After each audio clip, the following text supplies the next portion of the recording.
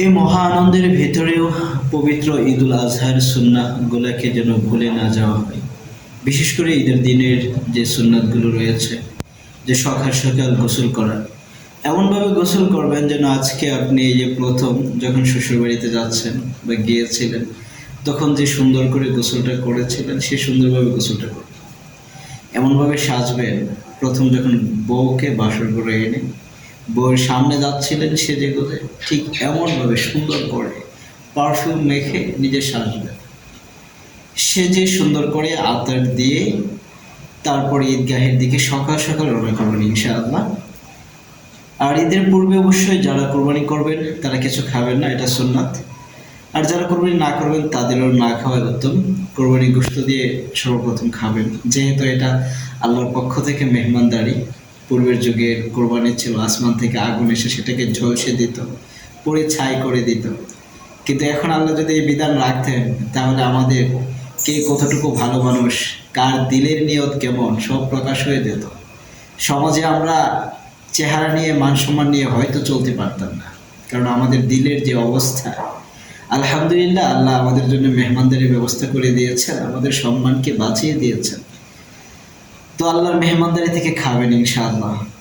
তারপর ডান পাশ দিয়ে যাবেন, রাস্তার ডান দিক দিয়ে জোরে জোরে তাকবীর পড়বেন। তাকবীর এত জোরে পড়বেন, এই তাকবীর আওয়াজ শুনে যেন নাস্তিকদের জ্বলে, বিধর্মীদের যেন জ্বলে, ইসলাম বিদ্বেষীদের, আল্লাহ তাআলার শত্রুদের যেন জ্বলে। জোরে জোরে তাকবীর পড়বেন, তাকবীরে তাশরিক পড়বেন। আল্লাহু আকবার, আল্লাহু আকবার, লা ইলাহা ইল্লাল্লাহু, আল্লাহু আকবার, আল্লাহু আকবার, ওয়ালিল্লাহিল হামদ। একদিক দিয়ে যাবেন, অন্য পথ দিয়ে আসবেন, বেশি বেশি দুরূদগুলি পড়বেন, মুসলমানদের সাথে সাক্ষাৎ করবেন, মুসাফা করবেন, মুআনাকা করবেন।